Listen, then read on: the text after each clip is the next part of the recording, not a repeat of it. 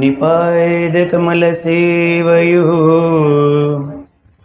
నిపదార్చుకులతోడినేయము నితాంత అపార భూతదయయును తాపసమందారణకు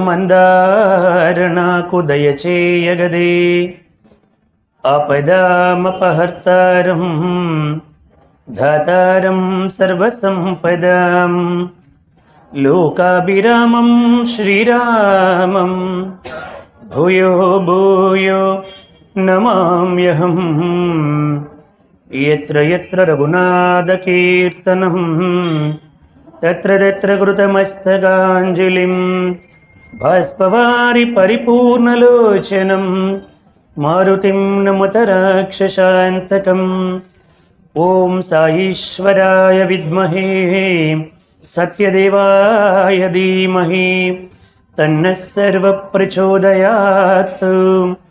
ఓం భూర్భువస్సువః తత్సవితుర్వరేణ్యం భర్గో దేవస్య ధీమహి ధియో యో నః ప్రచోదయాత్. జై బోలో భగవాన్ శ్రీ సత్య సాయి బాబాజీ की, సమర్థ సద్గురు సాయినాథ్ మహారాజ్ की. పరమాత్ముని యొక్క అపారమైనటువంటి దివ్య అనుగ్రహము చేత భగవాన్ శ్రీ సత్యసాయి బాబా వారి 100వ జన్మదినోత్సవములో వేడుకలలో భాగంగా ఇక్కడ సత్సంగ సభ్యులందరూ ఎంతో ప్రేమతో ఏర్పాటు చేసినటువంటి ఈ యొక్క శ్రీ సత్యసాయి అవతార వైభవ సప్తాహం ఈ రోజుతో ముగుస్తుంది. స్వామివారి చరిత్రకి ముగింపు అంటూ ఉండదు. మనము ఒక ప్రారంభము ఒక ముగింపు డేట్ పెట్టుకున్నాం కాబట్టి ఇది మనకి ముగింపు. ఆ అవతారానికి ఆ అవతారం యొక్క దివ్య లీల గుణగణ విశేషణాలకి ఎప్పటికీ ముగింపు అంటూ ఉండదు. అయితే ఇంతవరకు మనము స్వామి దయతో అనేక విషయాలని మనం తెలుసుకున్నాం. స్వామి స్వయంగా 1973 నవంబర్ 23న తన అవతారం గురించి తనే స్వయంగా ఒక పద్యాన్ని రాసి ఉపన్యాసంలో చెప్పారన్నమాట. ఆ రామచంద్రుడే తన బంటులను కనుగొనగా వచ్చే ఆనందబాలుడై తన వారి గుర్తింప తరలి వచ్చే ఆ మహావిష్ణువే ఈ మహీవిష్ణువై తన ఆయుధములు చేకునగా వచ్చే ఆ ఈశుడే బాల సాయీసుడై నేడు తన గుంపుతో ఆడుకునగా వచ్చే అల్ల పరమాత్మయను బొమ్మలాటగాడు తాను జీవుల రంగస్థలాన నిలిపి ఆడు ఆనాటి ఈనాటి ఆట చూసి సుంత వర్ణించి కొంత సంతసముగనుడి అన్నారు బాబావారు. తన అవతారం గురించి తనే చెప్పారు. ఏమన్నారు? ఆ రామచంద్రుడే ఏ రాముడైతే అవతారాన్ని తీసుకున్నాడో, ఏ శుద్ధ చైతన్య పరబ్రహ్మ స్వరూపము రామావతారాన్ని తీసుకుందో, దశవర్ష సహస్రాణి దశవర్ష శతాని చ వత్సామి మానుషే లోకే పాలయాన్ పృథ్వీమిమాం ఏవం దత్వా వరం దేవో దేవానాం విష్ణురాత్మవాన్ మానసా చింతయామాసో జన్మభూమిం అదాత్మనః అంటూ ఏ వరాలిచ్చైతే ఆ రామచంద్రమూర్తి ఈ అవతారాన్ని తీసుకున్నాడో ఆ రామచంద్రుడే తన బంటులను కనుగొనగా వచ్చే. అప్పుడు ఎవరెవరైతే ఏ బంటులైతే తన సేవ చేశారో, ఆ రామ కార్యార్థములు ఉపయోగపడ్డారో వాళ్ళు ఇప్పుడు ఎక్కడెక్కడో పుట్టారు కదా, వాళ్ళందరినీ కనుగోడానికి మరలా రాముడే వచ్చాడు అన్నారు స్వామి. ఆనందబాలుడై తన వారి గుర్తింప తరలి వచ్చే ఆ నందుడికి, నంద యశోదలకి పుట్టింది ఎవరికి? దేవకి వసుదేవులకి. కానీ ఏమైంది పాపం? చెరసాల్లో నుంచి వచ్చి నందుడి దగ్గర ఉండవలసిన పరిస్థితి ఏర్పడింది. దాదాపు 9 సంవత్సరాల పాటు కృష్ణ పరమాత్ముడికి. అలా ఉన్నంత మాత్రాన ఆయన సామాన్యుడా? ఆయన పుట్టిన వెంటనే తన విశ్వవిరాట స్వరూపాన్ని చూపించాడు తల్లిదండ్రులకి. వదనామాత్రుడు అద్భుతముగా వర్ణిస్తాడు భాగవతములో. జలధర దేహు నాజాను చతుర్బాహు సరసీరుహాక్షు విశాల వక్షు జారుగదా శంఖ చక్ర పద్మ విలాసం కంఠ కౌస్తభమణి కాంతిబాసు కమనీయ కటిసూత్ర కంకణ కేయూర శ్రీవత్సలాంచనాంచిత విహారు నురుకుండుల ప్రభాయుత కుంతలలాటు వైడూర్యమణిగణ వర కిరీటు బాలు పూర్ణేందు రుచిజాలు భక్త లోకపాలు సుగుణాల వాలు కృపా విశాలు చూచి తిలకించి పులకించి చోద్యమంది ఉబ్బి చెలరేగి వసుదేవుడు ఉత్సహించే అన్నారు పోతనామాత్యుడు భాగవతములో. పెరిగిన తర్వాత ఏం చేశాడు? కన్నులు తెరవని కడుచిన్ని పాపడై దానవి చనుపాలు త్రావి చంపే 3వ నెల నాడు ముద్దుల బాలుడై కోపించి శకటంబు కోలద్రోసి ఏడాది కుర్రడై ఎగసి తృణావృత్తుని మెడపట్టుకుని కూల్చి మృతుని చేసి తల్లి వెన్నెలుకునై తనురోలు కట్టంగా కుమరుడై మద్దుల కోలద్రోసే పశుల గ్రేపులు కాచుచు బకుని చీరే వెలగతో వత్సదైత్యుని వ్రేసి కడిపే సబరుడై కరదైత్యుని సంహరించే ఇతడు కేవలం మనుజుడే ఎంచి చూడ అంటాడు పోతనామాత్యుడు భాగవతములో. అటువంటి ఆనందబాలుడే తన వారి గుర్తింప తరలి వచ్చి ఆ మహావిష్ణువే ఈ మహీవిష్ణువై తన ఆయుధములు చేకొనగా వచ్చి ఆ ఈశుడే బాలసాయీసుడై నేడు తన గుంపుతో ఆడుకునగా వచ్చే అట్టి పరమాత్మయును బొమ్మలాటగాడు తాను జీవుల రంగస్థలాన నిలిపి ఆడు ఆనాటి ఈనాటి ఆట చూసి సుంత వర్ణించి ఈ 7 రోజులు చేసిన పని అదే. సుంత వర్ణించి కొంచెం వర్ణించాలి. ఎవరి గురించి? పరమాత్ముడి గురించి వర్ణించాలి. స్నేహితుల గురించో, భార్య గురించో, భర్త గురించో, బంధువుల గురించో, వాళ్ళ గురించో వీళ్ళ గురించో వర్ణించడం వల్ల ఏమీ ప్రయోజనం లేదు. పరమాత్ముడి గురించి వర్ణించు. సుంత వర్ణించి కొంత సంతసముగనుడి. వర్ణిస్తే ఏమైంది? 7 రోజులు మీరు అందరూ ఎంత ఆనందాన్ని పొందారు. ఎప్పుడు ఇవన్నీ వినలేదండి, మాకు ఇవన్నీ తెలియదండి, పక్కనే ఉండి కూడా చూడలేకపోయాము అని ఎంతో ఒక రకమైనటువంటి ఆవేదనకి గురవుతాము. ఎవరైనా అంతేనండి. ఒక గొప్ప వాళ్ళు మన పక్కనే ఉండి వాళ్ళ గురించి మనం తెలుసుకోలేకపోతే మనసున్నటువంటి ఎవరికైనా బాధ కలుగుతుంది. సహజం, అది తప్పేమి లేదు. అందుకే నేను చెప్పొచ్చేది ఏమిటంటే, మీరు ఇప్పుడు వెంటనే సాయిబాబా గారు భక్తులు అయిపోమని నేను అనలే. ఒక అవతార పురుషుడు భూమి మీదకి వచ్చినప్పుడు ఆ అవతారం గురించి మనం తెలుసుకోవాలండి. ఏదైనా ఒక ఆలయానికి వెళ్ళామనుకోండి, ఈ ఆలయం ఏమిటంటే దీని ప్రాశస్త్యం ఏమిటి? ఇప్పుడు ఉదయం నన్ను పుష్పగిరి తీసుకెళ్లారు. నేను పంతులు గారికి మొత్తం అడిగి తెలుసుకున్నా, ఏమిటంటే దీని ప్రాశస్త్యం ఏమిటి? చంద్రమౌళీశ్వర లింగం అన్నారు. ఆ లింగం అసలు ఎక్కడుంది? ఇది శంకరాచార్య ప్రతిష్ఠిత లింగమా, స్వయంభూ లింగమా, లేకపోతే ఎవరైనా గొప్పవాళ్ళు పెద్దవాళ్ళు ప్రతిష్ఠించిన లింగమా? ఈ ఆలయాలకు చరిత్ర ఏమిటి చెప్పండి అని అడిగాను. అడిగి తెలుసుకుంటేనే మనకి ఆ ఆనందం కలుగుతుంది. అలాగే అవతార పురుషులు వచ్చినప్పుడు ఒక శంకరాచార్యులు కావచ్చు, రామకృష్ణ పరమహంస కావచ్చు, రమణ మహర్షి కావచ్చు, అటువంటి గొప్ప గొప్ప సద్గురువులు వచ్చినప్పుడు వాళ్ళ గురించి కూడా మనం తెలుసుకోవాలి. మనము ఎంతసేపు ఎంతో కాలాన్ని వ్యర్థం చేస్తాం. కాలాన్ని దయచేసి వ్యర్థం చేయకండి. అన్నిటికంటే మోస్ట్ వాల్యుబుల్ డబ్బు అనుకుంటున్నాడు మానవుడు. డబ్బుని ఎలా ఖర్చు పెట్టాలో ప్రతి ఒక్కడికి బాగా తెలుసు. డబ్బు కంటే విలువైంది కాలం అండి. ఎందుకంటే డబ్బుని కూడా సంపాదిస్తుంది కాలములోనే, కానీ కాలాన్ని మాత్రం డబ్బు కొనలేదు. 1 మినిట్ కూడా వెనక్కి తీసుకొని రాలేదు కదా. కాబట్టి కాలము most valuable. Everything achieved in time, we last in the time. అన్ని కూడా కాలంలోనే సంపాదిస్తాము, కాలంలోనే పోగొట్టుకుంటాం. కానీ ఆధ్యాత్మికతను ఏదైతే సంపాదించావో అది పర్మనెంట్గా ఉండిపోతుంది నీ దగ్గర. మిగతాదంతా పోతుంది. సంపాదించినటువంటి ఆస్తులు కానీ, పేరు ప్రఖ్యాతులు కానీ, భవంతులు కానీ, బంగారం కానీ నీకు ఎంత ఇష్టం లేకపోయినా వదిలిపోవాల్సిందే. ఒకవేళ పోవడానికి ఇష్టం లేకపోయినా తీసుకొని వెళ్ళడానికి అవ్వదు. ఏదో పాత సినిమాలో సూర్యకాంతం కాబట్టి కొన్ని తీసుకొని వెళ్ళగలిగింది, సినిమాలో ఒడియాలు తీసుకొని వెళ్ళగలిగింది మాట చనిపోయినప్పుడు. ఇక్కడ అట్లా సాధ్యపడదు జీవితంలో. అన్ని ఇక్కడ వదిలేయాల్సిందే. కాబట్టి మనము చాలా ఎరుక కలిగి పవిత్రమైనటువంటి ఈ జన్మని సార్థకం చేసుకోవాలి. 1985 నవంబర్ 23న స్వామివారు మరొక పద్యాన్ని చెప్పారు. ఆయన అవతార వైభవం గురించి ఆయనే చెప్పారు. అవతార పురుషుడు చెప్పకపోతే ఎవరికి తెలియదండి. ఆయన ఏమన్నారంటే, ఈ అవతారం ఎందుకోసం వచ్చిందంటే, ఏ గుణంబు గణించి ఏతించెనో నాడు ప్రహ్లాదు పాలింప పరమ పురుషుడు. ఏ గుణంబు గణించి ఏతించెనో నాడు ధ్రువ కుమారుని సాక వైకుంఠవాసి. ఏ గుణంబు గణించి ఏతించెనో నాడు కరుణిగా చెడుతరి కమలనయనుడు. ఏ గుణంబు గణించి ఏతించెనో నాడు ధ్రువ కుమారుని సాక వైకుంఠవాసి. ఏ గుణంబు గణించి ఏతించెనో నాడు పేద కుచేలుని బ్రోవ వేద చరితుడు. ఆ గుణంబు గణించి ఆ అమరవంద్యుడు ఆర్తజనులను పాలింప అవతరించే అనాథనాథ శ్రీనాథ లోకనాథ సచిదానందమూర్తి పుట్టపర్తి షట్చక్రవర్తి అన్నారు స్వామివారు స్వయంగా. చూడండి, ఆయన చెప్పారన్నమాట.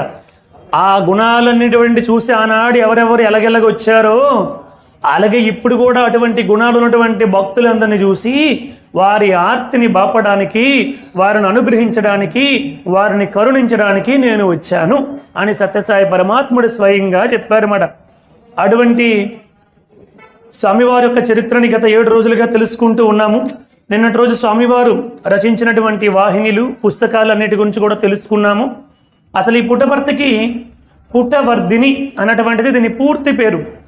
అంటే అంతకు పూర్వము గొల్లపల్లె. ఒకప్పుడు మన వెంకటేశ్వర స్వామి వారి వెంకటాచల మహత్యము, స్కాంద పురాణ అంతర్గతముగా వెంకటాచల మహత్యములో ఎటువంటి చరిత్ర అయితే ఉందో స్వామివారికి అటువంటి చరిత్రే ఉంది. ఆ గొల్లపల్లెలో పూర్వము చాలామంది వీరులైనటువంటి పాలగాండ్రు ఉండేవారు. ఆ గొల్లపల్లెలో శ్రీకృష్ణదేవరాయలకు సంబంధించినటువంటి పరిపాలనలో చాలా గొప్ప గొప్ప వీరులు ఉండేవారు. అంటే ఇక్కడ నుంచి అవసరమైతే కొంతమంది వీరులను యుద్ధాలకు తీసుకుని వెళ్ళేవాడు అంట శ్రీకృష్ణదేవరాయలు. అటువంటి ఆ పల్లె ఒకానొకప్పుడు ఒక ఆవు ప్రతిరోజు కూడా ఒక పుట్ట దగ్గరికి వెళ్ళి ఎవరు చూడకుండా అక్కడ ఆ పుట్ట దగ్గర ఆగితే అందులోంచి ఒక సర్పం వచ్చి పాలంతా కూడా తాగేస్తుందంట. ఈ గొల్లవాడు చూసి చాలా కోపాన్ని చెందాడు. అది దేవతా సర్పం అని తెలియక ఇది ప్రతిరోజు వెళ్ళి ఈ పాముకు పాలుస్తుంది ఏమిటి అని ఆలోచించే జ్ఞానం లేక, దేవతా సర్పం అని తెలియక ఒక పెద్ద బండను తీసి దాని మీద వేసి కొట్టాడు. అది వెంటనే రక్తసిక్తం అయిపోయి చచ్చిపోయింది ఆ పాము. అప్పటి నుంచి ఆ గొల్లపల్లె, ఆ గొల్ల వాళ్ళందరూ కూడా క్షీణించిపోవడం మొదలుపెట్టారు. మొత్తం ఎక్కడ చూసినా ఊరంతా కూడా పుట్టలు విపరీతంగా పెరిగిపోయేవి. అలా పుట్టలు పెరగడం వల్ల ఆ గొల్లపల్లికి పుట్టవర్ధిని, పుట్టలు అభివృద్ధి చెందుతూ వచ్చాయి కాబట్టి పుట్టవర్ధిని అని పేరు వచ్చింది. అదే కాలాంతరములో పుట్టపర్తి అయ్యింది మాట. అందుకే స్వామికి అంటారు, రామాయణమును వ్రాయ వాల్మీకి మూర్తి అయి పుట్ట లోపల నుండి పుట్టినావు, తన శివమూర్తి భూషణంబులవు సర్పాలను పుట్టలోపల పెట్టినావు, శ్రీనివాసుండై తాను పెక్కు దినంబులు పుట్టలోనను ఇల్లు కట్టినావు, పాలారగింపక సుబ్రహ్మణ్య స్వామి అయి పుట్టగా పురము చేపట్టినావు, పుట్ట మీద ప్రేమ పోలేదో ఏమియో పుట్టులేని స్వామి మరల పుణ్యాల పుట్టయవు పుట్టపర్తిలోన మరల పుట్టినాడు అన్నారన్నమాట. కరుణి శ్రీ జంధ్యాల బాబాయ్ శాస్త్రి గారు. బాబాయ్ శాస్త్రి గారు స్వామివారి దగ్గరికి వచ్చారు. జంధ్యాల బాబాయ్ శాస్త్రి గారు, నేను చెబుతున్న ప్రతి ఒక్కటి కూడా శాస్త్ర సమ్మతముగా డేట్లతో సహా చెప్పాను మీకు అన్నీ కూడా. మీకు తర్వాత ఆఖరిలో మన సాయిరామ్ గారికి మీ ఫోన్ నెంబర్స్ ఇవ్వండి. నిన్న చాలామంది అడిగారు, ఏంటంటే ఈ వీడియోలో మాకేం అర్థం కాలేదని. మీరు ఆఖరిలో ఫోన్ నెంబర్స్ ఇస్తే ఇవి ఏవైతే నేను చెప్పానో వీటికి సంబంధించిన స్వామి ఎప్పుడు వెళ్ళారు, ఎక్కడికి బద్రీయాత్రకు ఎప్పుడు వెళ్ళారు, శ్రీశైలం ఎప్పుడు వెళ్ళారు, బొంబాయిలో ఎప్పుడు స్పీచెస్ జరిగి ఎప్పుడు సృష్టించారు అవన్నీ కూడా ఇస్తాను. వారికి ఫోన్ నెంబర్, పేరు ఇవ్వండి చాలు, అవన్నీ పంపిస్తాను. ఖాళీ ఉండేటప్పుడు ఈ స్పీచ్ అంటే మీకు రోజు వింటారు 1 గంట సేపు. మిగతా సమయంలో ఖాళీ ఉండేటప్పుడు అవన్నీ చూస్తే మనకి వాస్తవం ఏమిటో అర్థం అవుతుంది అన్నమాట. అందుకని జంధ్యాల బాబాయ్ శాస్త్రి గారు పుట్టపర్తి వస్తే స్వామి స్త్రీమూర్తులందరికడికి తీసుకెళ్ళి, ఇదిగో ఈ మహానుభావుడే పుష్పాలను కోస్తే మీకు పాపం వస్తుందని చెప్పాడు, ఈయన్నే అడగండి అన్నారు స్వామి. పుష్ప విలాపం అని ఆయన గొప్ప ఇది రాశారు కదా, అందుకోసం స్వామి బాబాయ్ శాస్త్రి గారిని చూపించి ఈయనేనమ్మా పుష్పాలను కోస్తే పాపం అని చెప్పాడు అని చెప్పారన్నమాట స్వామి. అటువంటి స్వామి తర్వాత ఏమైందంటే ఏ రాయితోనైతే కొట్టాడో ఆ రాయిని కాలాంతరములో కొంతమంది పెద్దలు చెప్పగా ఆ గోపాలులందరూ కూడా వేణుగోపాల స్వామి అని చెప్పి ఆ రాయిని ఆరాధించడం మొదలుపెట్టారు, పూజించడం మొదలుపెట్టారు. అప్పుడు క్రమేపీ ఆ పుట్టలు తగ్గాయి, మరలా సకాలానికి వర్షాలు పడి అంత మరలా సుభిక్షంగా మారడం మొదలుపెట్టింది. బాబావారు కూడా దాన్ని నిర్ధారణ చేస్తూ తర్వాత స్వామివారు కూడా వచ్చి ఆ రాతికి చందనం అద్ది అలంకారం చేయించి అభిషేకం చేయించారు సత్యసాయి పరమాత్ముడు. అది ఇప్పుడు పుట్టపర్తిలో వేణుగోపాల స్వామి దేవాలయం, స్వయంభూ వేణుగోపాల స్వామి దేవాలయం అని పుట్టపర్తిలో ఉంది మాట. అలాగే సత్యభామాదేవి కొండమరాజు గారికి కలలో కనిపించి ఏడుస్తూ ఉంటే, అమ్మ ఎందుకమ్మ ఏడుస్తున్నావంటే నువ్వు నాకు గుడి కట్టాలన్నది. సత్యభామకి ఎక్కడా గుడి ఉండదండి, సత్యభామదేవికి గుడి కట్టించింది సత్యభామ అడిగి మరి కట్టించుకుంది స్వామివారి తాతయ్య గారితో, కొండమరాజు గారితో. దాన్నే వాళ్ళు గ్రామదేవతగా చెప్పుకుంటూ సత్తమ్మ తల్లి అంటున్నారు పుట్టపర్తిలో. ఇలా స్వామి అనేక విధాలుగా చేసుకుంటూ వచ్చారు. జై బోల భగవాన్ శ్రీ సత్యసాయి బాబాజీకి. అట్లాగే ఒకసారి నార్వే దేశము నుంచి ఆస్లో నగరానికి సంబంధించినటువంటి టడ్మన్ జహన్సన్ అనే ఒక వ్యక్తి పుట్టపర్తికి వచ్చారు. స్వామి అతనికి ఒక బంగారపు ఉంగరాన్ని సృష్టించి ఇచ్చారు. అతని తాలూకా కష్టాలు తొలగడానికి ఒక ఉంగరాన్ని సృష్టించి వేలికి పెట్టారు. కొంతకాలం అయిన తర్వాత అతను బంగ్లాదేశ్లో చిట్టగాంగ్ నదీ తీర ప్రాంతంలో సంచరిస్తూ ఆ ఉంగరాన్ని పోగొట్టుకున్నాడు. కొన్నాళ్ళు అయిన తర్వాత పుట్టపర్తికి వచ్చారు. స్వామి, నీ ఉంగరం ఏమైంది అని అడిగారు. నేను ఇచ్చాను కదా, ఆ ఉంగరం ఏమైంది అని స్వామి అడిగారు. స్వామి, నేను బంగ్లాదేశ్లో చిట్టగాంగ్ నది దగ్గర సంచరిస్తూ ఉండేటప్పుడు అది ఎక్కడ పడిపోయిందో, ఇసుకలో పడిపోయిందో మరి నదిలో పడిపోయిందో తెలియదు స్వామి, అప్పటి నుంచి మరి కనిపించలేదు అన్నారు స్వామి. అప్పుడు స్వామి అదే ఉంగరాన్ని మరలా సృష్టించి ఆయనకి ఇచ్చారు.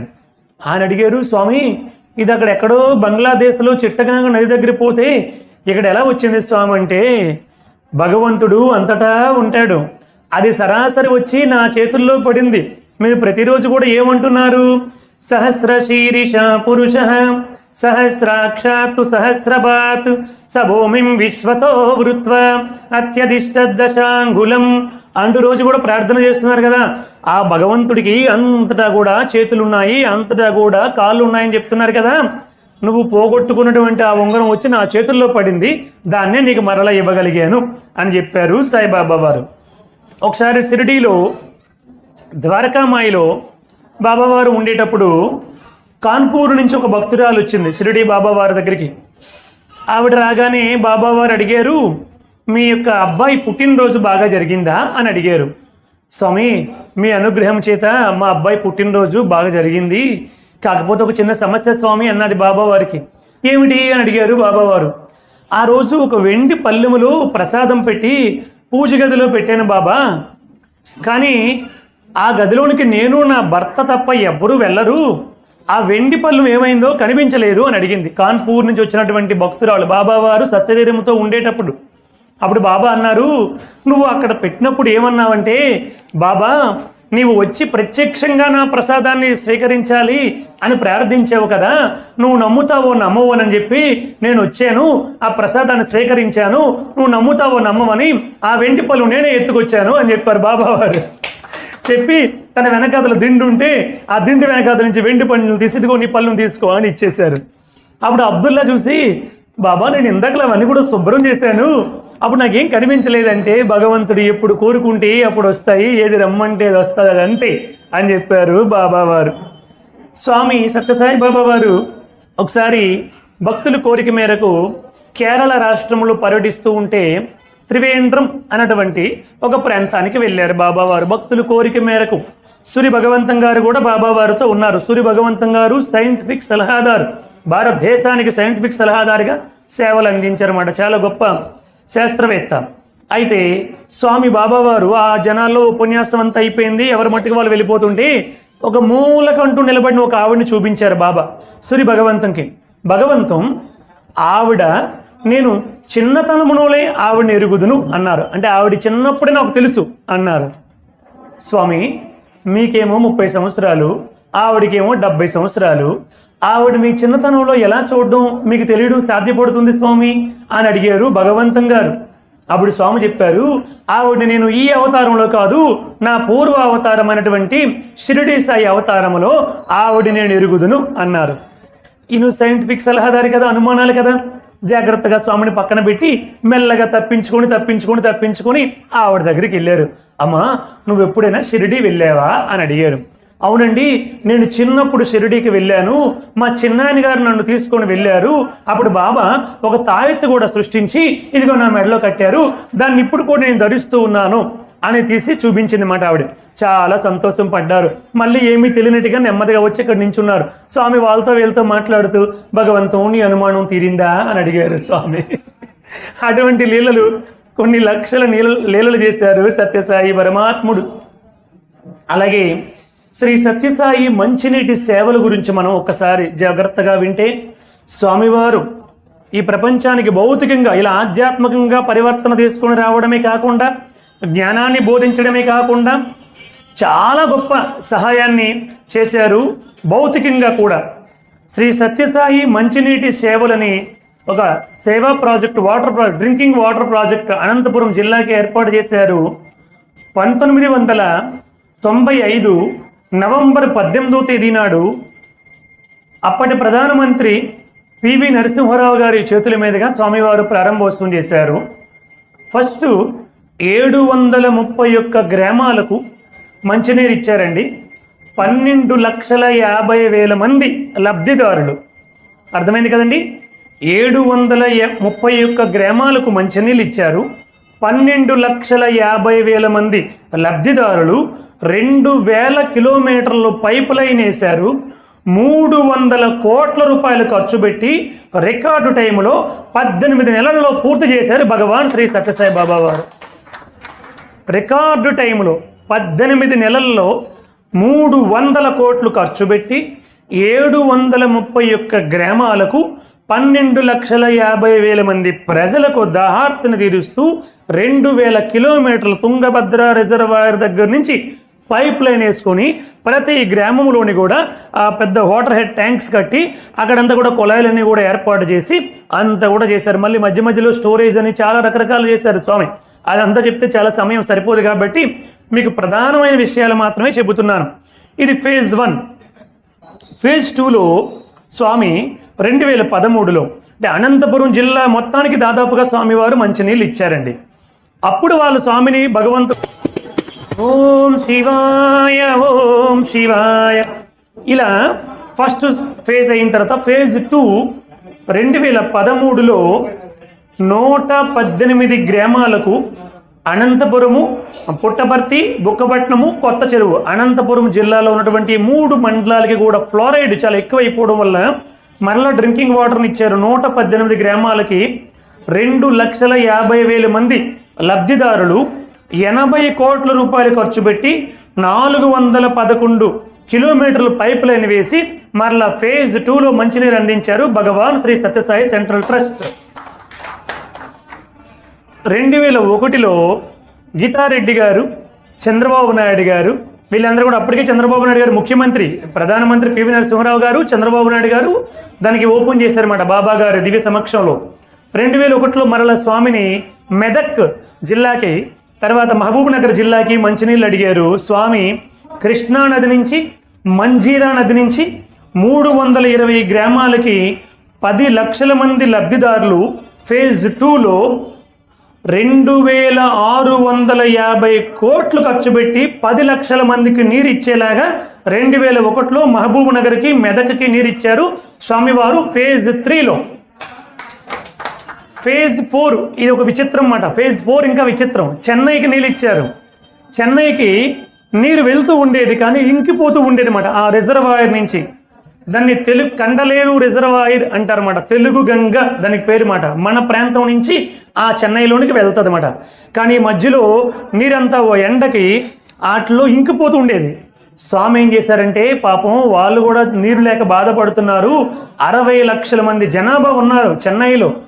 అంత పట్టణం నీళ్లు లేక ఇబ్బంది పడుతుందని బాబా వారు కరుణించి ఆ వెళ్తున్నటువంటి కెనాల్కి సిమెంట్ ఇది వేయించారన్నమాట. ఏమంటారు దాన్ని, సిమెంట్ ఫ్లోరింగ్ చేయించారన్నమాట 2 వైపులా కూడా. అప్పుడు ఇంకిపోకుండా నీరు వదిలిపెడితే వదిలినట్టుగా నేరుగా వెళ్ళిపోతుంది మరి ఎక్కడికి చేరుకోవాలి అక్కడికి.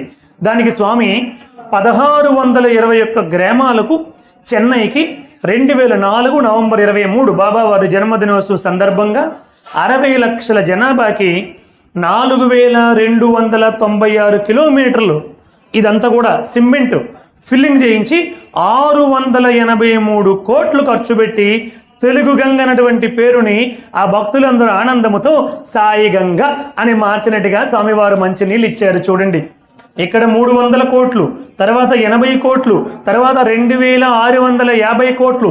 ఫేజ్ 4 వచ్చేసరికి 683 కోట్లు. అక్కడతో స్వామాగలే. మళ్ళీ 2007 సెప్టెంబర్ 15న తూర్పుగోదావరి, పశ్చిమ గోదావరి రెండింటికి కూడా కింద నుంచి గోదావరి నది వెళ్తుంది. కానీ పైన కొండల మీద ఉన్న వాళ్ళకి నీరు ఉండదు. ఆ కొండల మీద తండాలు ఉన్నాయి కదా, పాపం గిరిజనులు ఉన్నారు కదా, వాళ్ళకి నీరు లేదు. కిందనే గోదావరి నది ప్రవహిస్తుంది కానీ నీరు లేదు. గౌతముడు అహల్యామాతల యొక్క తపస్సు కారణంగా గోదావరి నది వచ్చింది. గోమాతని గౌతముడు చంపేశాడని అందరూ కూడా నిందేస్తే ఆ పాపం పోవాలంటే ఏం చేయాలంటే గంగ దీని మీద నుంచి ప్రవహించాలని చెప్పంటే గౌతముడు గాయత్రి మంత్రాన్ని ఉపాసన చేసి వెళ్ళి ఇప్పుడు నాసిక్ త్రయంబకేశ్వర్ అంటాం కదా మనం, ఇప్పుడు ఆ నాసిక్ దగ్గరికి వెళ్ళి అక్కడ తపస్సు చేసి పరమేశ్వరుని ప్రత్యక్షం చేసుకొని పరమేశ్వరుడు ఏం కావాలని కోరుకుంటే నేను పాపం చేశానంట, ఆ యొక్క గంగమ్మ అక్కడికి వచ్చి ఆ గోవు చచ్చిపోయిన ప్రదేశం నుంచి ప్రవహిస్తే నా పాపం పోతుందంట పరమేశ్వర, గంగమ్మని వదిలిపెట్టంటే గంగమ్మని తన జటాజోడంలో నుంచి పరమేశ్వరుడు వదిలిపెడితే అది అక్కడి నుంచి ఆయన వెనకాతల అక్కడి నుంచి ప్రయాణమై ఎక్కడ వరకు, ఎక్కడండి, ఎక్కడ మహారాష్ట్ర, ఎక్కడ ఆంధ్రప్రదేశ్లో రాజమండ్రి దగ్గర అంతర్వేదిలో కలిసిపోతుంది అన్నమాట. అప్పుడు ఆ గోవు చచ్చిపోయిన ప్రాంతం మీద నుంచి ప్రవహించి గోహత్యా పాతకాన్ని తొలగించింది కాబట్టి గోదావరి అయ్యింది. గోదావరి అలా వచ్చింది అన్నమాట. చూడండి, అటువంటి గోదావరి కింద ఉంటే మీద నీళ్లు లేవు పాపం వాళ్ళందరికీ. స్వామి అది తెలుసుకుని చాలా బాధ కలిగి 212 గ్రామాలకి తూర్పు గోదావరిలో 2,20,000 మందికి 535 కిలోమీటర్లు పైపు లైన్ వేసి, పశ్చిమ గోదావరిలో 240 గ్రామాలకి 4,70,000 మందికి సత్యసాయి పరమాత్ముడు అవ్యాజమైనటువంటి కరుణతో మంచినీళ్ళు అందించారు. జయ బోల భగవాన్ శ్రీ సత్యసాయి బాబాజీకి. ఇలా నీరు అందించినప్పుడే సాయిబాబా వారిని వార్తాపత్రికలందరూ కూడా అపర భగీరథుడు సత్యసాయి పరమాత్ముడు అని రాశారు. అప్పుడు అక్కడ ఉన్నటువంటి మహాభక్తులు అన్నారు, భగీరథుడు తపస్సు చేస్తే గంగమ్మ వచ్చింది, సత్యసాయి పరమాత్ముడు భగవంతుడయ్యా, ఆయన తపస్సు చేయలేదు, ఆయన ఆజ్ఞాపించాడు గంగమ్మని, అంతే ఆవిడ ప్రవహించిందని. గగన వీధుల వేరించు గడుసు గంగ హరుని ఆజ్ఞను తలదాల్చి అవని చేరి పతివాసుడు చేసిన ప్రతిన చూసి పైన మయ్యను పైపులు పల్లెలకును అంటే అక్కడ పెట్టారన్నమాట. ఆదూరు శ్రీనివాసరావు గారు అని చెప్పి కావల్లో ఉంటారన్నమాట, ఒక గొప్ప మహాభక్తుడు.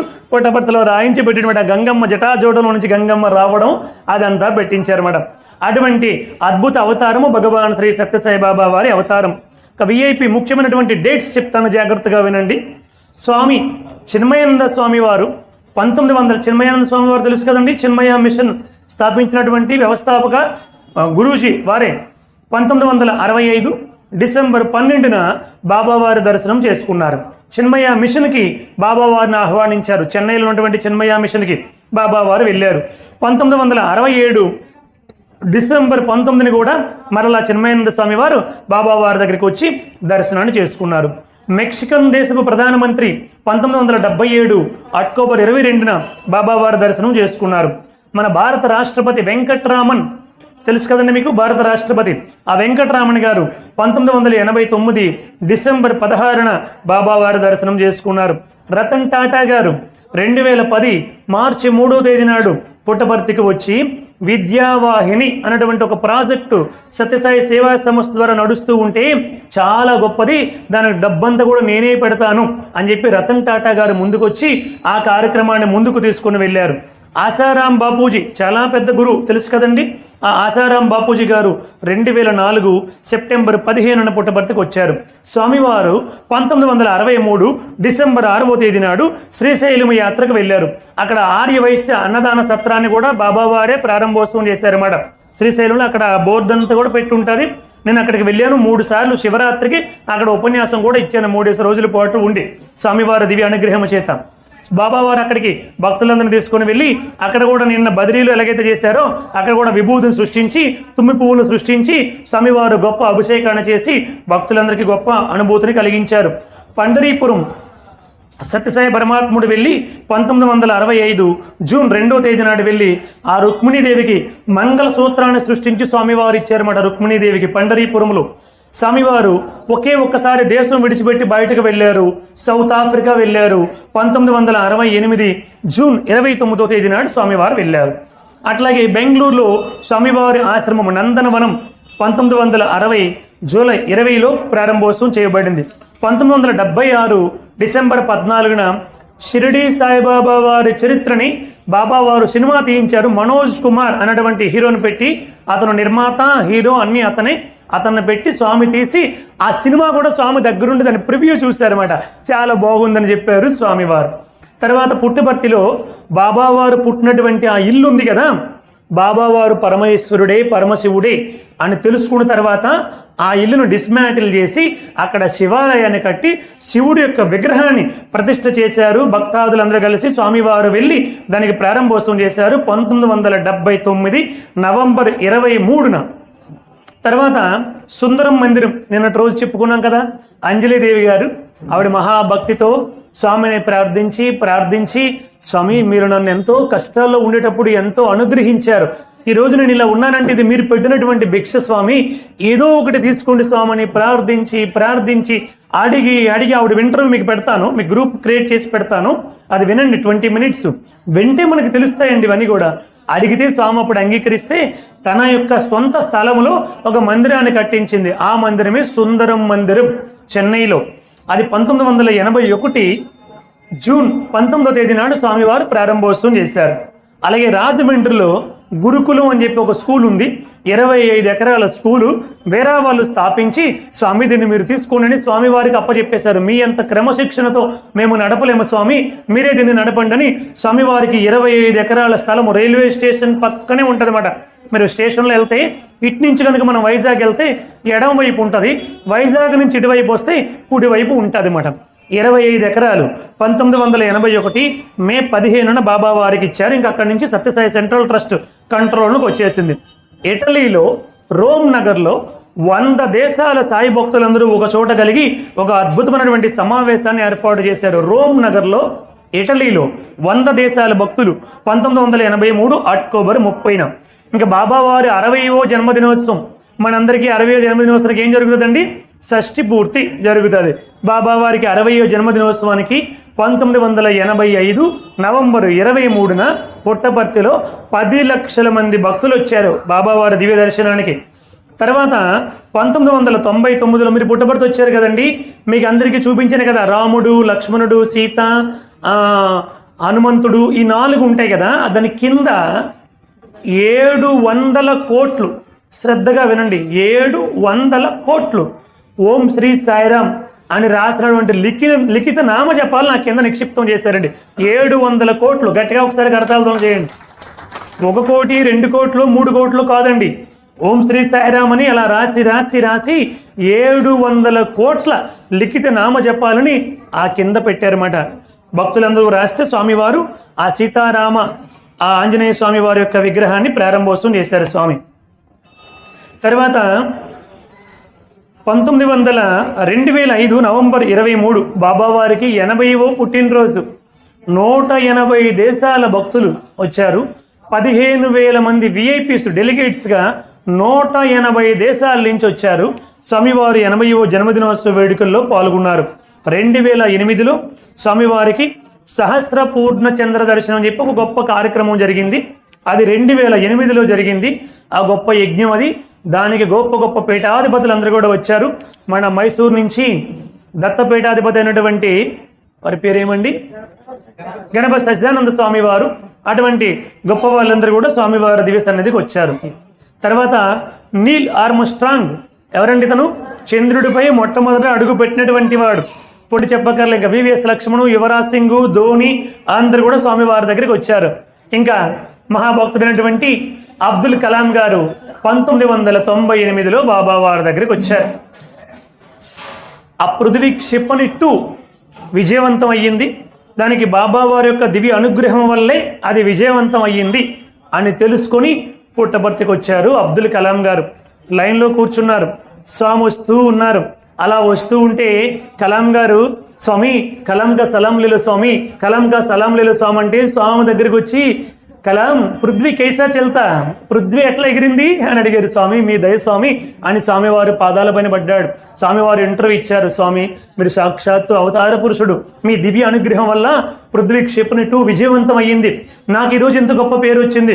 మీరు అనుమతిస్తే నేను ఇక్కడే ఉండిపోయి మీ విద్యార్థులందరికీ కూడా పాఠాలు చెప్పుకుంటాను. స్వామి అడిగాడు. లేదు, నువ్వు దేశంలో గొప్ప ఉన్నతమైనటువంటి పదవిని అధిరోహిస్తావు. ఇక్కడ ఉండే పిల్లలకే కాదు, భారతదేశం ఉన్నటువంటి పిల్లలందరికీ కూడా నువ్వు పాఠాలు చెప్తావు అని చెప్పారు బాబావారు. అందుకే కలాం గారికి పిల్లలంటే చాలా ప్రాణం. చిన్న పిల్లలు కనబడితే అక్కడ కూర్చుని పోతారు, నేను రాష్ట్రపతులు అన్న విషయం మర్చిపోతారు. అట్లా ఉంటారు అబ్దుల్ కలాం గారు.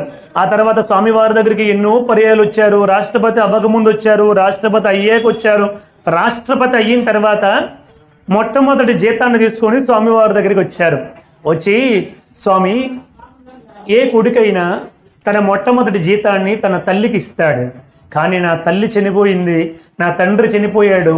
తల్లి తండ్రి తర్వాత అంత ప్రేమను నేను మీ దగ్గరే పొందాను కాబట్టి నా మొట్టమొదటి జీతాన్ని నేను మీకు ఇస్తున్నాను, దయతో కాదనకుండా తీసుకోండి స్వామి అని ప్రార్థించాడు అబ్దుల్ కలాం. చూడండి, తర్వాత రాష్ట్రపతి అయిన తర్వాత వచ్చి కింద కూర్చున్నారు కలాం గారు. మీకు ఆ వీడియో కూడా పెడతాను, ఇవన్నీ మీకు ప్రతిదీ కూడా వీడియోస్ పెడతాను.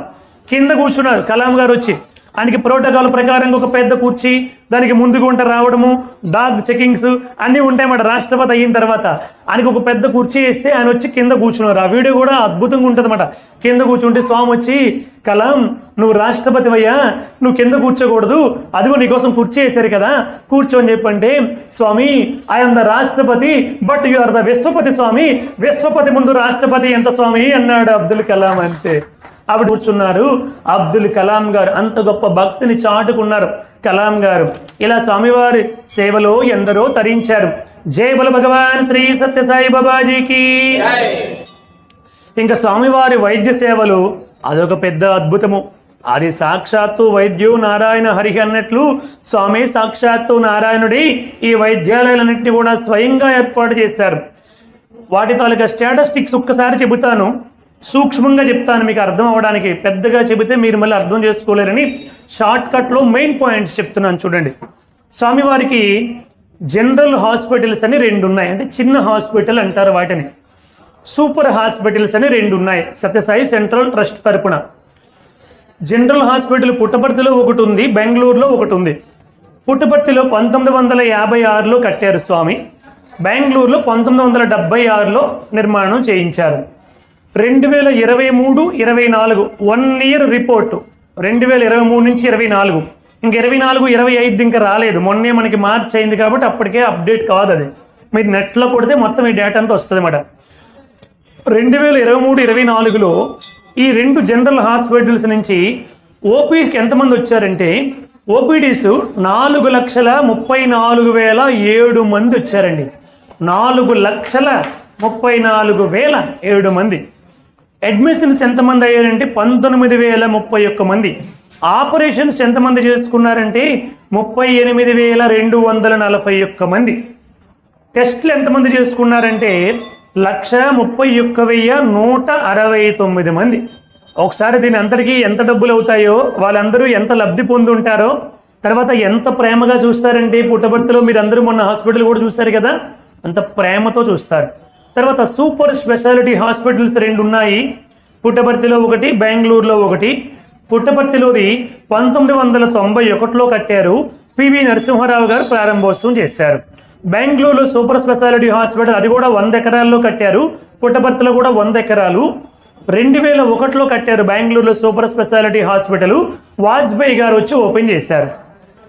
వాటికి ఒక సంవత్సరం 2023 నుంచి 24 1 ఇయర్ డేటా తీసుకుంటే ఆ 2 సూపర్ హాస్పిటల్స్కి ఓపీ ఎంతమంది వచ్చారంటే 2,15,154 మంది ఓపీ వచ్చారు. సర్జరీస్ 16,573 సర్జరీస్ జరిగాయి. టెస్టులు 23,62,844 మంది టెస్టులు చేయించుకున్నారు సూపర్ స్పెషాలిటీ హాస్పిటల్లో. తర్వాత ప్రారంభం నుండి ఇప్పటి వరకు తీసుకుంటే, స్టార్టింగ్ నుంచి ఇప్పటి వరకు ఓపీ తీసుకుంటే 76,33,526 ఓపీ వచ్చింది సూపర్ హాస్పిటల్కి. ఇంతవరకు ప్రారంభం నుంచి ఇప్పటి వరకు 76,33,526 మంది. సర్జరీస్ తీసుకుంటే 5,25,961 మంది సర్జరీస్ చేసుకున్నారు. టెస్టులు ఎంతమంది చేసుకున్నారంటే 5,23,07,391 మంది సర్జరీస్ చేసుకున్నారు. మొత్తం టెస్టులు చేసుకున్నారు 5,23,07,391 టెస్టులు చేసుకున్నారు. ఇంతవరకు హాస్పిటల్స్కి వెచ్చించినటువంటి మొత్తం ఎంతంటే 3,600 కోట్ల రూపాయలు వెచ్చించారండి సత్యసాయి సెంట్రల్ ట్రస్ట్. 3,600 కోట్లు.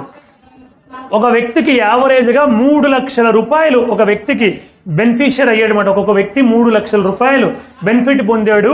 అది స్వామివారికి మానవాళి పట్ల, పేదవారి పట్ల, అనారోగ్యంతో బాధపడుతున్నటువంటి వారి పట్ల స్వామివారికి ఉన్నటువంటి దయకు నిదర్శనం. ఇంత క్యాలిక్యులేషన్స్ మీకు ఎందుకు చెప్పానంటే, ఎంతమంది స్వామివారి దయకి పాత్రులయ్యి ఎన్ని లక్షల రూపాయలు ఖర్చు పెట్టుకోగలిగే ఉంటారంటే పెట్టగలేని వాళ్ళు ఎందరో ఉంటారు కదండి.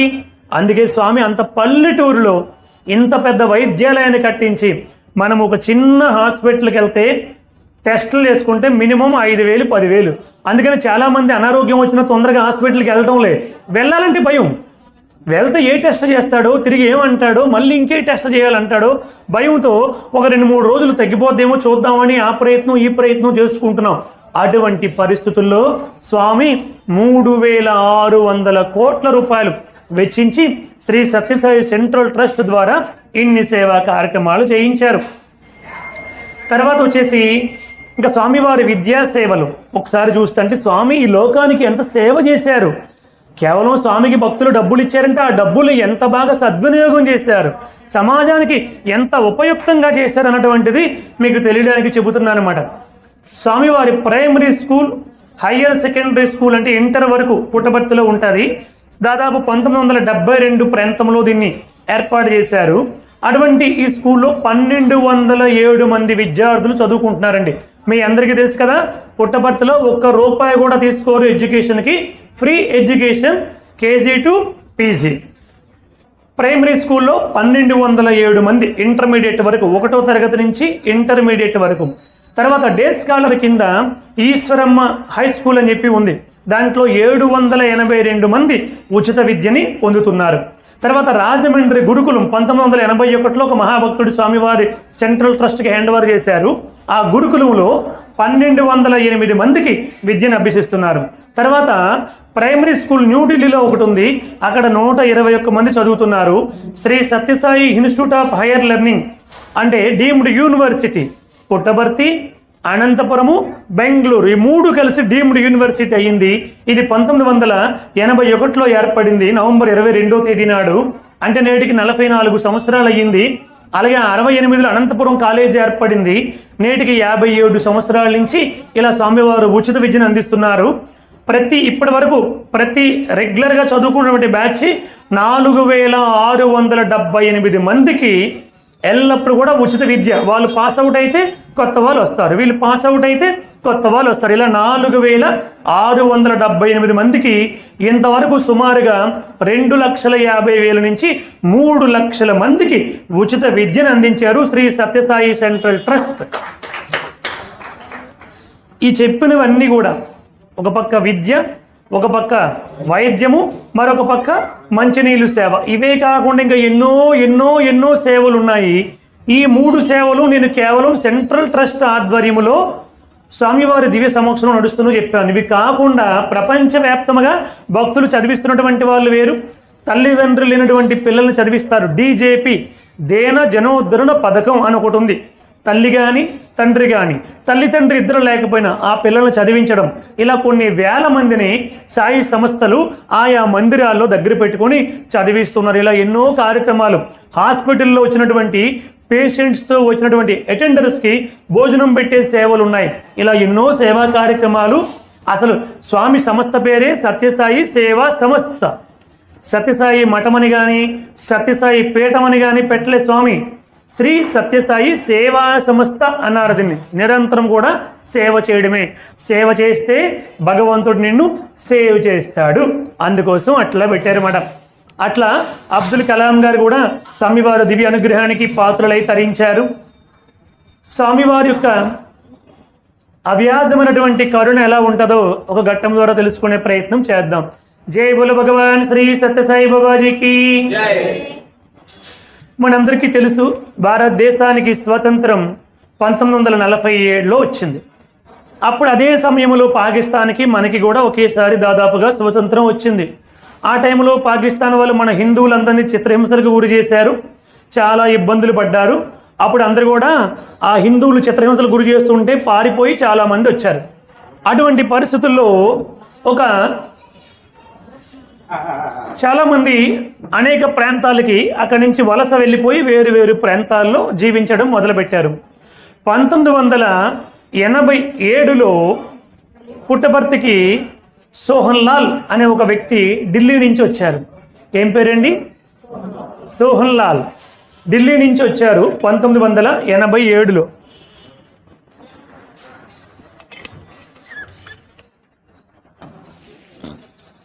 ఈ సోహన్ లాల్ ఒక 40 సంవత్సరాల యువకుడు. ఈ సోహన్ లాల్ ఒక 40 సంవత్సరాల యువకుడిని తీసుకొచ్చారు. కారణం ఏమిటంటే వాడు పెళ్లి చేసుకొని ఉంటున్నాడు. ఆ పెళ్లి చేసుకొని ఉంటున్నాడని పుట్టపర్తికి తీసుకొని వచ్చారు. తీసుకొని వస్తే స్వామి దగ్గరికి తీసుకొచ్చారు. ఆ అబ్బాయి నేను చేసుకోనని చాలా అల్లరి పెడుతున్నాడు. అరే రారా, నీకు ఇలా కాదు అని పుట్టపర్తి తీసుకొచ్చారు.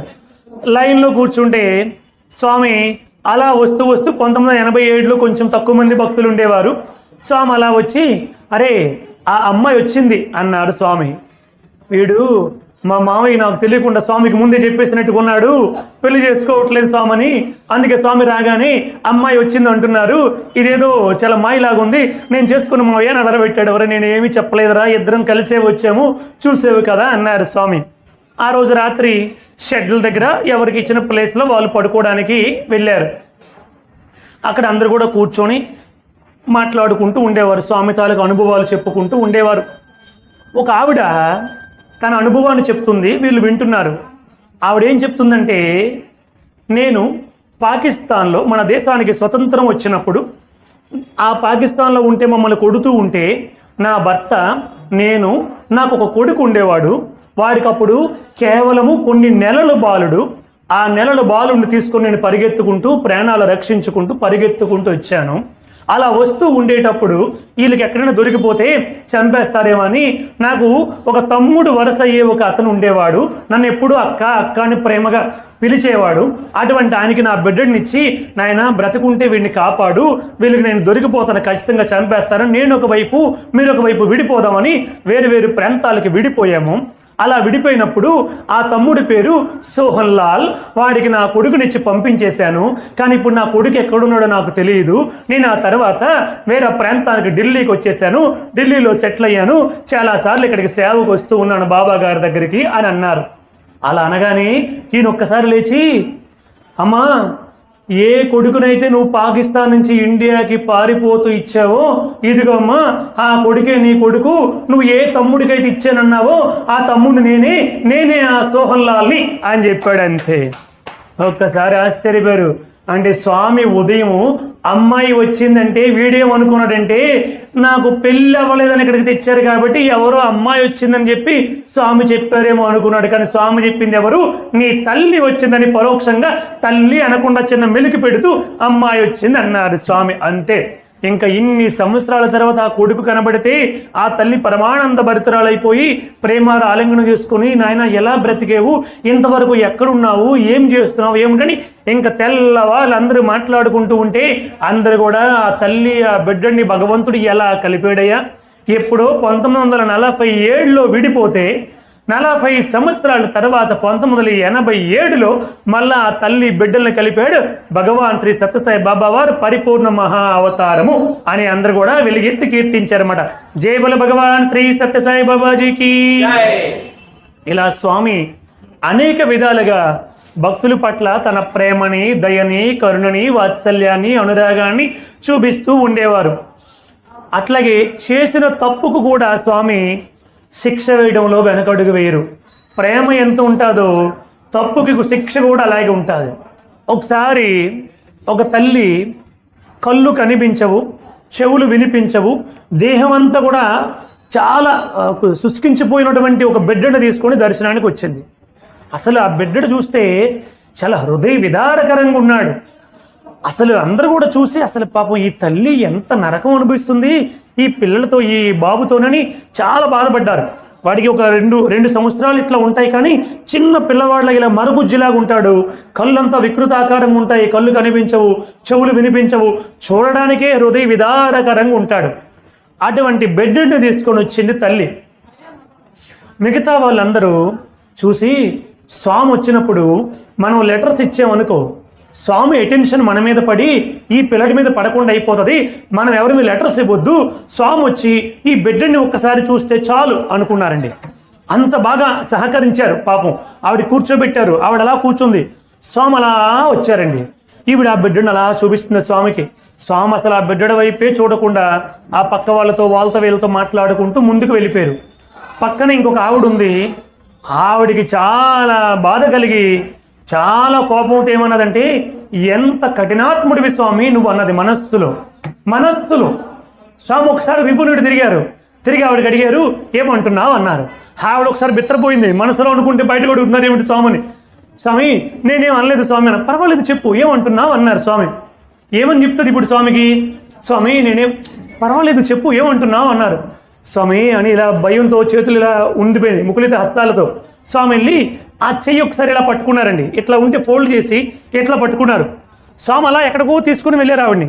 అలా వెళ్ళి ఎక్కడికి వెళ్ళిందంటే 1500 శతాబ్దానికి తీసుకెళ్లారు స్వామి. 15th సెంచరీలోకి తీసుకెళ్లారు. అక్కడ ఏం జరుగుతుందంటే, ఒక మహారాజు ఉన్నాడు. ఆ మహారాజుకి వ్యతిరేకంగా ఎవరైనా మాట్లాడితే అతనొక నియంత, చాలా చెత్త పనులని కూడా చేస్తాడు, దుష్టుడు, మంచివాడు కాదు.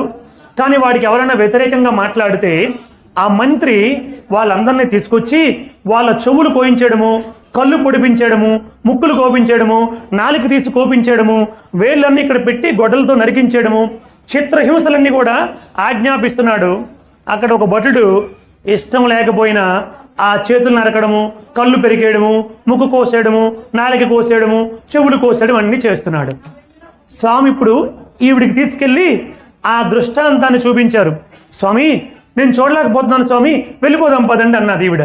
స్వామి అన్నారు, కాదు ఇప్పుడు నువ్వైతే ఆ మంత్రికి ఏ శిక్ష వేస్తావో అని అడిగారు స్వామి. స్వామి ఈ మంత్రి ఎంత మూర్ఖంగా ప్రవర్తిస్తున్నాడు ఏమిటి స్వామి, వాడికి కూడా ఇలాగే కళ్ళు పోవాలి, వాడికి కూడా ఇలాగే కష్టం రావాలి, అప్పుడు వాడికి తెలుస్తుంది స్వామి అన్నారు కదా. మరి వాడికైతే ఏం చేస్తావు? ఆ పని చేతులు నరకడము, కాళ్ళు నరకడము, కళ్ళు తీయడం చేస్తున్నాడు కదా, వాడికి ఏం చేస్తావు అన్నారు స్వామి. స్వామి వాడికి పాపం ఇష్టం లేకపోయినా తప్పక ఆ పని చేస్తున్నాడు స్వామి, అయినా మానేసి ఇంకొక పని చేసుకోవచ్చు కదా, ఆ పని ఎందుకు చెయ్యాలి అని అన్నది ఇవిడు కదా.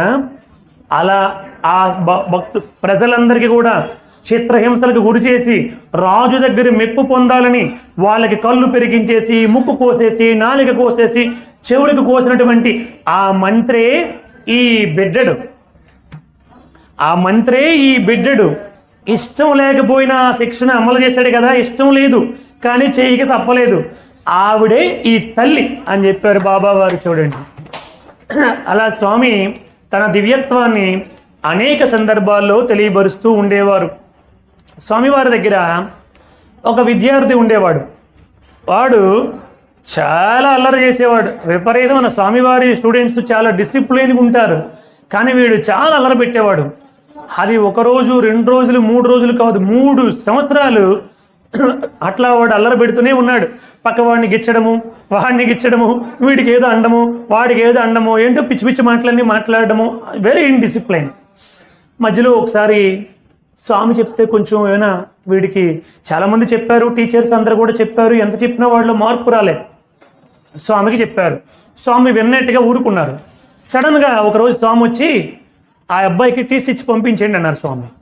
స్వామి వద్దు స్వామి, మేమేదో మీరు కొంచెం చెబితే వాడిలో మార్పు వస్తుందని చెప్పేమో తప్ప వాడిని పంపించడం బాగుండదు స్వామి అంటే, లేదు వాడు నా పూర్వ అవతారంలో, షిరిడి సాయి అవతారంలో 3 రోజుల పాటు వాడు నాకు భోజనాన్ని పెట్టాడు, నాకు అన్ని ఏర్పాట్లు చేశాడు, నాకు వసతి ఇచ్చాడు, అందుకని వాడి యొక్క చర్యలు ఇప్పుడు నేను 3 సంవత్సరాలు భరించాను, ఆ రుణం తీరిపోయింది, వాడిని పంపించాను అన్నారు బాబావారు. చూడండి, ఇదంతా కూడా రుణానుబంధం అన్నమాట మనందరికీ కూడా. చూసారా? అలాగే ఒకసారి స్వామివారు కారులో కొంతమంది విద్యార్థులు తనతో పాటు చెన్నై తీసుకొని వెళ్ళారు. ఒక విద్యార్థి స్వామివారి కారు ముందు వెళ్తుంది, ఇంకొక విద్యార్థి ఆ కారులో ఉన్నారు. రంగనాథరాజు గారు మిగతా వాళ్ళందరూ కూడా వేరే కారులో ఉన్నారు. ఆ విద్యార్థి నిద్రపోతున్నాడు. 5గురు వెళ్తున్నారు. నిద్రపోతూ అతను ఒక్కసారి గట్టిగా గుండె పట్టుకొని ఆపండి అని గట్టిగా అరిచాడు.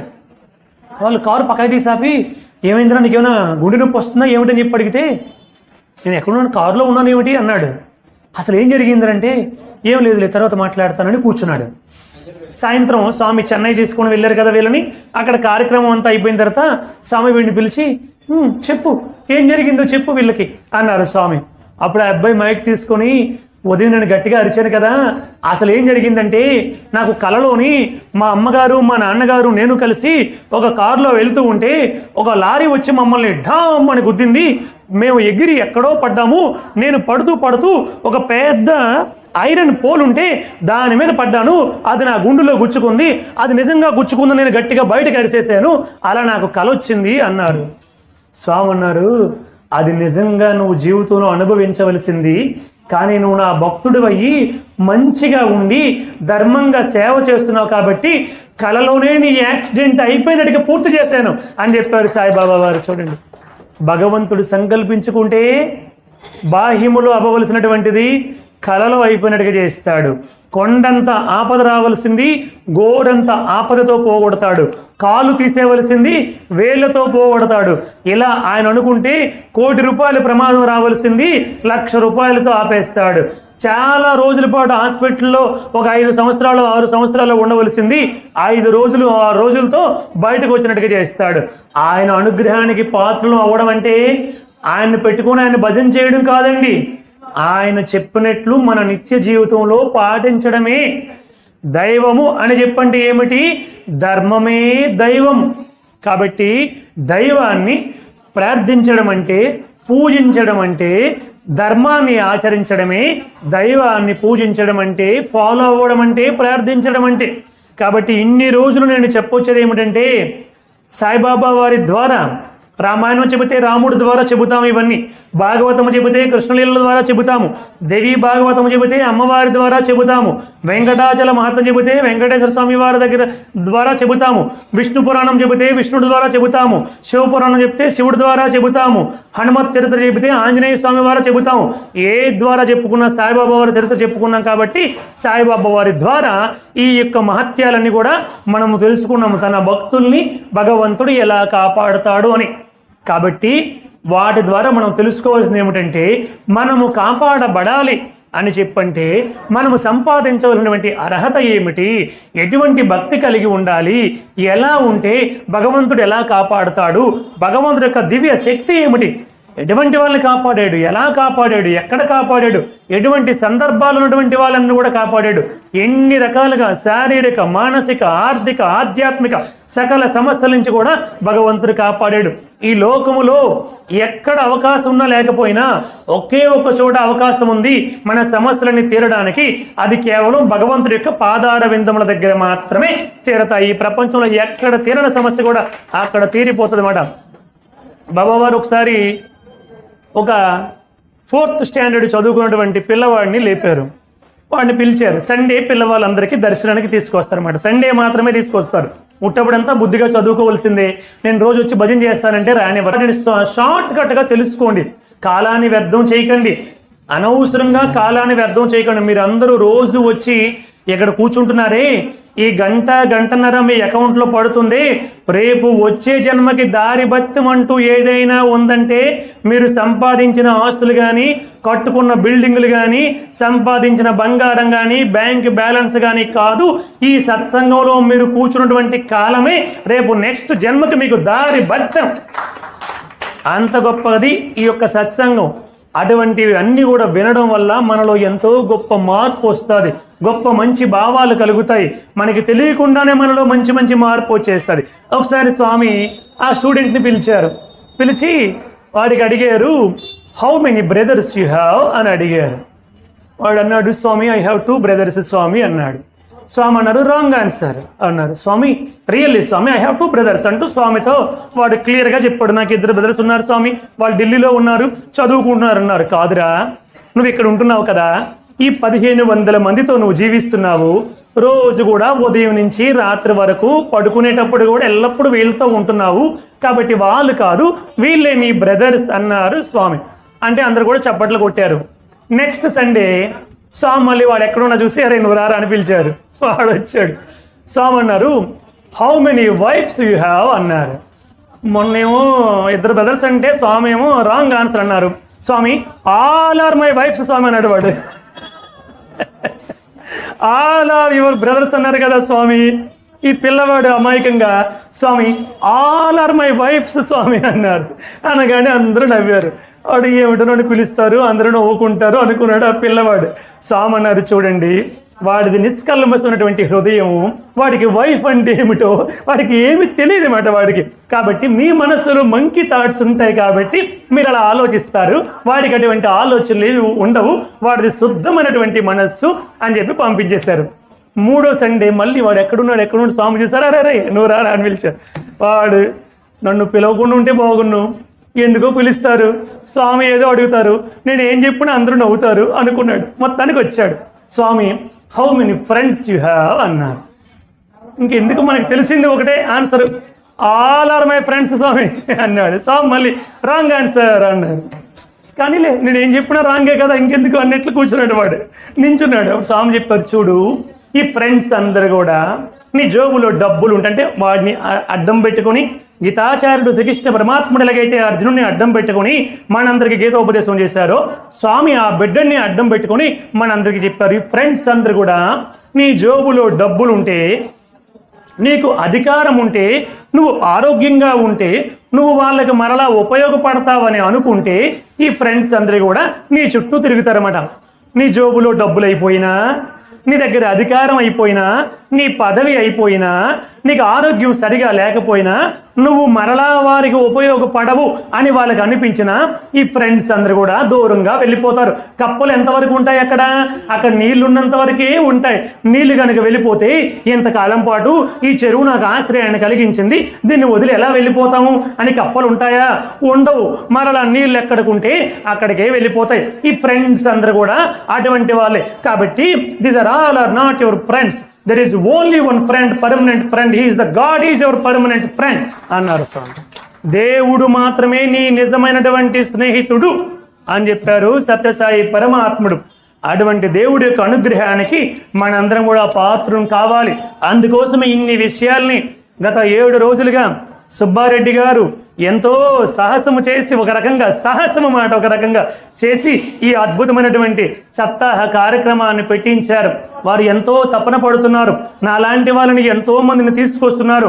మీరందరూ కూడా వినాలని, వారు అనుభవించినటువంటి ఆనందాన్ని ఆయన ఒక్కడే అనుభవించి అలా ఉండిపోకుండా 10 మందికి పంచాలని, రోజు మొత్తం మీద ఎన్ని గంటలు వెచ్చేస్తారు, అందరికీ ఫోన్లు చేస్తారు, ప్రతి విషయాన్ని అందరికీ చెప్తారు, అందరికి మళ్ళీ వాట్సాప్ పెడతారు, అన్నీ చేస్తారు.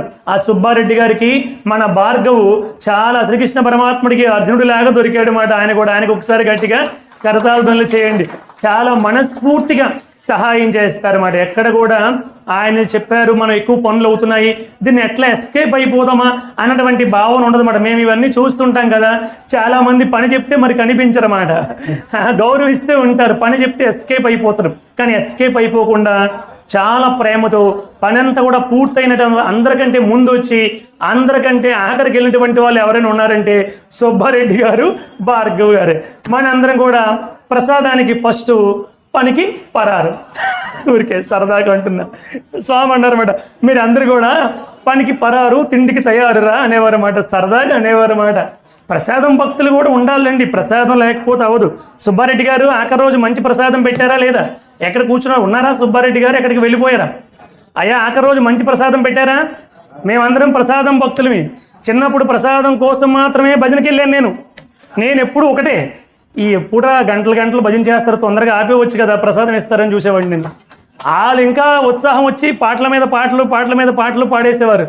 నా దృష్టి అంతా ఒకటే, ఈ పులిహార ఎప్పుడు పంచుతారా, ఈ బిస్కెట్లు ఎప్పుడు పంచుతారా, ఏమిట్రా చాలండ్రా ఆపేయండ్రా అనుకునేవాడిని మనస్సులో. వాళ్ళు ఆపకుండా రెచ్చిపోయేవారు అన్నమాట వాళ్ళు. ఆ ప్రసాదం భక్తి ఈరోజు ఇక్కడికి తీసుకొని వచ్చి మీ అందరి ముందు ఉండి భగవంతుడి కోసం ఇన్ని గంటలు చెప్పేలాగా చేసింది ఆ ప్రసాదం భక్తే. కాబట్టి ప్రసాదాన్ని ఎప్పుడు కూడా చిన్నచూపు చూడకూడదు అన్నమాట. అన్నవరం సత్యనారాయణ స్వామి కథంతా కూడా ప్రసాదమే కదండి. ప్రసాదాన్ని స్వీకరించకపోతే, ప్రసాదాన్ని తృణీకరణ భావంతో చూస్తే ఎటువంటి గతులు పడతాయో, ఎటువంటి నీచమైనటువంటి కింద స్థితికి ఎటువంటి ఇక్కట్లు కలుగుతాయో తెలియపరిచినటువంటిదే అన్నవర సత్యనారాయణ స్వామి వారి యొక్క చరిత్ర. ఒక విషయాన్ని చెప్పి నేను ముగిస్తాను. చివరిగా స్వామివారు ఒకసారి ఒక అనౌన్స్మెంట్ చేశారు. ఆ అనౌన్స్మెంట్ ఏమిటంటే, వర్షం బాగా పడుతుంది, ఎవరు కూడా బయటకు వెళ్ళొద్దు అని చెప్పారు. ఈ వీడియో కూడా మీ గ్రూప్లో పెడతా, ఇది కూడా మీరు వినండి, ఇవన్నీ కూడా తెలుసుకోండి. స్వామి అనౌన్స్మెంట్ చేయగానే వార్డెన్ పరిగెత్తుకుంటూ వచ్చాడు. వర్షం పడుతుంది, వర్షం తగ్గేటంత వరకు ఎవరిని వెళ్ళొద్దని చెప్పారు స్వామి అన్నారు. ఇంతలోపు 2 పిల్లలు వెళ్ళిపోయారు. వర్షంలో తడుచుకుంటూ, కొంతమందికి వర్షంలో తగ్గడం చాలా సరదా అండి, పిల్లలకి ఇంకా సరదా. వెళ్ళిపోతే ఈ వార్డెన్ బండి స్టార్ట్ చేసి ఆ గణేష్ గేట్ దగ్గర ఉంటుంది బండి, అట్లా యూటర్న్ తీసుకొని మన గోపురం గేట్ నుంచి బయటకు రావాలి. ఆ వర్షంలో తడుచుకుంటూ పరిగెత్తుకుంటూ ఫాస్ట్గా వెళ్ళారు. మన బస్ స్టాండ్ దాటిపోయి కొంచెం ముందుకు వెళ్ళేసరికి ఈశ్వరమ్మ హై స్కూల్ ఉంది కదా, ఆ స్కూల్ దగ్గరికి వెళ్ళేసరికి ఒక అబ్బాయి సడన్గా రామా అనుకుంటూ పుస్తకాలు ఇలా విసిరేసరికి ఇంకొక అబ్బాయి కూడా వాడిని కరెంట్ షాక్ కొట్టింది, వాడిని పట్టుకుందాం అనుకుని దగ్గరికి వెళ్ళేసరికి ఈ అబ్బాయి కూడా కరెంట్ షాక్ కొట్టి దూరంగా ఎగిరి దూరంగా పడ్డాడు, గోడ కొట్టుకున్నాడు. ఈ బండి మీద వెళ్ళి ఆయనకి అర్థమైంది కరెంట్ షాక్ కొట్టింది అని చెప్పి దూరంగా ఆగిపోయాడు. ఎలక్ట్రిసిటీ డిపార్ట్మెంట్ వాళ్ళకి ఫోన్ చేశాడు, వాళ్ళు కరెంట్ ఆపారు. ఈ లోపు ఆ అబ్బాయి చచ్చిపోయాడు. ఒక అబ్బాయి చచ్చిపోయాడు ఏకంగా కరెంట్ షాక్ కొట్టి. అప్పుడు ఇంక అందరూ కూడా చాలా బాధపడ్డారు. స్వామి అనౌన్స్మెంట్ చేశారు, అనౌన్స్మెంట్ చేసి వచ్చేలోపే ఈ అబ్బాయి చచ్చిపోయాడు, ఏమిట్రా ఇట్లా జరిగిందని చెప్పి ఆ తర్వాత దగ్గరుండి వాళ్ళ అమ్మ నాన్నలు ఢిల్లీలో ఉంటే వాళ్ళందరినీ రప్పించారు. వచ్చి అక్కడ కార్యక్రమం అంతా చేశారు. చేసాక 3వ రోజు ఆ తల్లి తండ్రి వెక్కి ఏడుస్తూ ఉంటే స్వామి వాళ్ళకి ఇంటర్వ్యూ ఇచ్చారు. లోపల కూర్చున్నారు, స్వామి కూర్చున్నారు. ఆ తల్లి మాతృవేదన ఏడ్చి గోలపెట్టి ఇంకా ఆ వేదన తిట్లలోకి మారిపోయి స్వామిని తిట్టడం ప్రారంభించింది. నువ్వు ఏమి దేవుడు స్వామి, నా కొడుకుని తీసుకొచ్చి నువ్వు భగవంతుడివని నీ దగ్గర పెడితే నా కొడుకుని ఇలా చేస్తావా అని, నా కొడుకు అలాంటి వాడు ఇలాంటి వాడు అని కొడుకుని తొనుసుకొని స్వామిని నిందిస్తూ ఏడవడం మొదలుపెట్టింది. అలా లాస్ట్లో చాలాసేపు అయింది. స్వామి ఏమి అనకుండా, పాపం మాతృవేదన అలా ఉంటుంది కదని ఆవిడ అలా తిడుతున్నా ఏమి అనకుండా అలా కూర్చొని ఉన్నారు స్వామి. ఆ తండ్రి ఏమనకుండా అలా ఉన్నాడు. స్వామి అలా తిడుతూ మధ్యలో ఒక మాట అన్నది, స్వామి నీకేం తెలుసు స్వామి నా కొడుకు కోసం అన్నది. స్వామి ఒక్కసారి ఆపి ఏమన్నావు అన్నారు స్వామి. అంతవరకు ఊరుకున్న స్వామి ఏమన్నావు అనేసరికి వీడికి భయం వేసింది. స్వామి నాకేం తెలుసా, నీకేం తెలుసు వాడి కోసం, వాడు చిన్నప్పుడు 5వ తరగతి చదువుకునేటప్పుడు పలానా పద్యాన్ని రాసుకొని అదిగో పలానా దగ్గర పెట్టాడు. వాడు 6వ తరగతిలో ఇది జరిగింది, 7వ తరగతి ఇది జరిగింది, 8వ తరగతిలో ఇది జరిగింది, ఇంటర్మీడియట్లో జాయిన్ అప్పుడు ఇది జరిగింది. ఇప్పుడు మొన్న యూనివర్సిటీ స్నాతకోత్సవం డ్రామా వేస్తూ ఉంటే వాడికి డ్రామా డైరెక్టర్ ఒక స్క్రిప్ట్ రాస్తే ఆ స్క్రిప్ట్ పక్కన పడేసి వాడు సొంతంగా ఒక స్క్రిప్ట్ రాసుకున్నాడు. ఏమని రాసుకున్నాడు తెలుసా? రాముడి యొక్క ప్రేమ వర్షంగా ప్రవహిస్తూ ఉంటే, విద్యుల్లేఖమైనటువంటి ఆయన దివ్యశక్తి ప్రవహిస్తూ ఉంటే నేను చూస్తూ ఆ రాముడి పాదాల్లో ఐక్యం అయిపోయిన రాసుకున్నాడు. వాడికి వాడే చూడు ఆ స్క్రిప్ట్ అని సృష్టించి ఆవిడ మొహం మీద పడేశారు స్వామి. చదువుకు ఆ స్క్రిప్ట్ వాడికి వాడే రాసుకున్నాడు. వాడు ఇలా వెళ్ళిపోతానని ముందే నిర్ణయించబడి ఉంది కాబట్టి అలా జరిగింది. నాకేం తెలుసు అంటావా నీ కొడుకు గురించి, నీకేం తెలుసు నీ కొడుకు గురించి, ఒరే ధ్రువ రారా బయటకు అన్నారు స్వామి. అంతే చచ్చిపోయి 3 రోజుల క్రిందట దహన సంస్కారాలు చేయబడినటువంటి బిడ్డడు బ్రతికి బయటకు వచ్చాడు. అంతే ఆ తల్లి నిర్గాంతపోయింది. బాబు అంటూ దగ్గరికి వెళ్ళబోతే, అమ్మా నేను స్వామి పదములో ఆనందంగా ఉన్నాను, నాకు ఇక్కడే సుఖంగా ఉంది, శాంతిగా ఉంది, నా గురించి నువ్వు ఏమీ బాధపడొద్దు అని చెప్పాడు. 3 రోజుల కిందట చచ్చిపోయినటువంటి బిడ్డడు.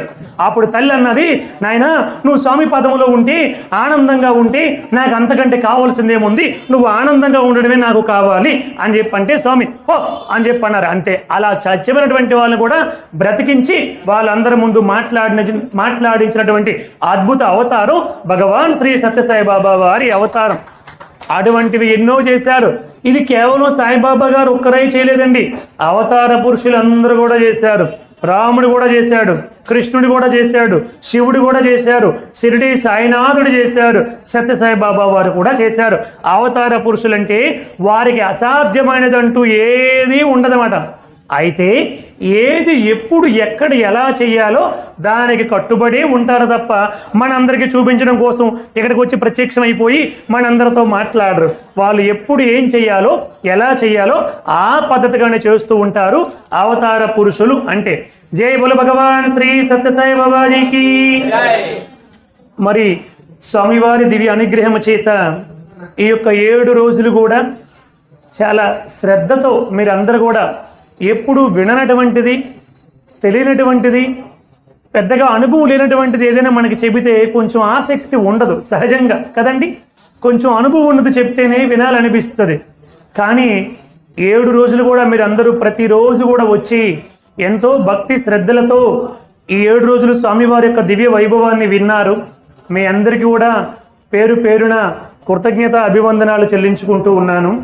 అలాగే సుబ్బారెడ్డి గారు అవ్యాజమైనటువంటి ప్రేమతో మీ అందరికీ కూడా ఈ యొక్క సత్సంగాన్ని ఏర్పాటు చేసి స్వామివారి దివ్య వైభవాన్ని, స్వామివారి 100వ జన్మదినోత్సవం సందర్భంగా ఒక అవతార పురుషుడు మనకి సమకాలికుడిగా ఇక్కడే పుట్టపర్తిలోనే పుట్టారు, ఆయన గురించి తెలుసుకునేటువంటి భావనతో తెలియాలని, మనందరికీ కూడా స్వామివారి దివ్య అనుగ్రహం మన పైన ఉండాలని ఏర్పాటు చేసినటువంటి గౌరవ అధ్యక్షులైనటువంటి సుబ్బారెడ్డి గారికి, అలాగే మన సోదరుడు 24 గంటలు సేవ చేస్తున్నటువంటి సేవాదళ సభ్యుడైనటువంటి భార్గవ్కి, అలాగే కిషోర్ గారు ఎంతో చక్కగా సేవ చేస్తూ ప్రతిరోజు కూడా వచ్చినటువంటి నన్ను ఉదయం తీసుకొని రావడం, సాయంత్రం తీసుకొని వెళ్ళడం, అన్ని కార్యక్రమాలు చేసినటువంటి కిషోర్ గారికి, కమిటీ సభ్యులకి అందరికీ కూడా బాబా వారి యొక్క సంపూర్ణమైనటువంటి దివ్య అనుగ్రహ ఆశీస్సులు ఉండాలని హృదయపూర్వక ప్రార్థన.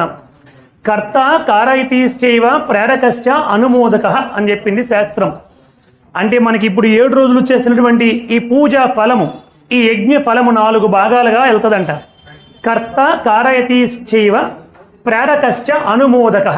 కర్త అంటే ఎవరైతే చెప్పారో వాళ్ళకి 25%, ఎవరైతే చెప్పించారో వాళ్ళకి 25%, చెప్పిన వాళ్ళకి చెప్పించినటువంటి వాళ్ళకి. ప్రేరకశ్చ పెట్టండి, పిలిపించండి, మంచి వాళ్ళని పిలిపించండి, మేము అందరం వింటాము అని చెప్పినటువంటి వాళ్ళకి 25%. ప్రేరణ కలిగించినటువంటి వాళ్ళకి, ప్రేరణ కలిగించకపోయినా ఏమీ చేయకపోయినా ఏది పెట్టినా శ్రద్ధగా భక్తితో కూర్చొని విన్నటువంటి వాళ్ళు అనుమోదకులు అంటారంటే మీరందరూ కూడా అనుమోదకులు. అటువంటి కర్తకి, కారకుడికి, అనుమోదకుడికి, ప్రేరణ కలిగించినటువంటి వాళ్ళందరికీ కూడా 4 భాగాలు చొప్పున ఈ యొక్క పుణ్య ఫలం అన్నటువంటిది విభజించబడి మనందరికీ కూడా భగవంతుడి యొక్క సంపూర్ణమైనటువంటి అనుగ్రహం కలుగుతుంది. అలాగే ఇక్కడ ఉన్నటువంటి బ్రాహ్మణోత్తములందరూ కూడా ఈ 7 రోజులు కూడా మనం కొంచెం సౌండ్ ఎక్కువ పెట్టినా ఏ విధంగా ఉన్నప్పటికీ అన్ని విధాలుగా సహకరించారు. అటువంటి బ్రాహ్మణోత్తములకి, ఆలయ కమిటీ సభ్యులకి అందరికీ కూడా హృదయపూర్వక కృతజ్ఞతలు. షిరిడి సాయి కమిటీ తరపున రామ్మూర్తి గారు అంటే మనం రామ్మూర్తి గారు అనే కంటే ప్రేమకి నిదర్శనం ఎవరంటే రామ్మూర్తి గారు. అంత ప్రేమగా మాట్లాడడము, ప్రతి ఒక్కరిపైన అంత ప్రేమ చూపించడము కేవలకి సాధ్యము కాదు. ప్రేమే రామ్మూర్తి గారు, రామ్మూర్తి గారే ప్రేమ. అంత ప్రేమగా ఉంటారండి. ఎంత ఒబిడియంట్గా మాట్లాడతారో, ఎంత ప్రేమగా మాట్లాడతారో. అటువంటి రామ్మూర్తి గారు మొన్నటి రోజున షిరిడి సాయి ఆలయానికి మనల్ని అందరినీ తీసుకొని వెళ్ళి స్వామివారి యొక్క ఆశీస్సుల్ని మనందరికి కూడా ఈ కార్యక్రమం పెట్టినందుకు మనందరికి కూడా అందించారు. వారికి, ఆ కమిటీ సభ్యులందరికీ కూడా బాబావారి యొక్క సంపూర్ణమైనటువంటి దివ్య అనుగ్రహ ఆశీస్సులు ఉండాలని హృదయపూర్వక ప్రార్థన. అట్లాగే నేను చివరిగా కోరేది ఒకటే, ఈ 7 రోజుల్లో నేను అనేక ఉదాహరణలు ఇచ్చాను, అనేక విషయాలన్నింటినీ కూడా మీకు చెప్పాను. వాటిల్లో తెలుసో తెలియకో ఏదైనా పొరపాటు ఉన్నా, మీకు ఏదైనా బాధ కలిగించి ఉన్నా, ఉదాహరణలు ఇచ్చేటప్పుడు ఏమైనా జోక్స్ రూపంలో మీకు ఏదైనా బాధ కలిగించి ఉంటే దయతో క్షమించండి. ఏది ఎవరిని ఉద్దేశించి నేను ఎప్పుడు ఏది కూడా మాట్లాడను. సరదాగా బాబా వారు ఎప్పుడు నవ్విస్తూ చెప్పమంటారు కాబట్టి ఆ విధంగా నేను చెబుతూ వచ్చాను.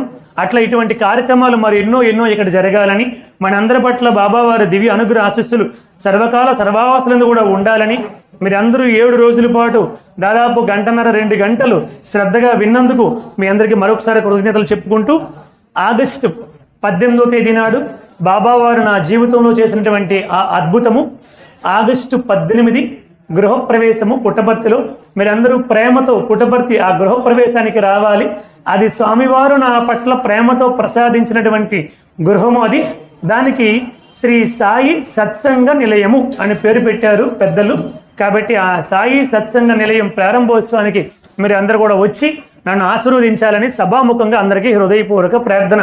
जय बोलो भगवान श्री सत्य साई बाबा जी की, समर्थ सद्गुरु साईनाथ महाराज की, बिट्टा पट्टाभिरामय गुरु जी गार की. मंगलम गुरुदेवाय मंगलम ज्ञानदायिने मंगलम पार्थिवासाय मंगलम सत्यसायिने. ओम शांति शांति शांति. सर्वं श्री साईराम अर्पणमस्तु. स्वस्ति.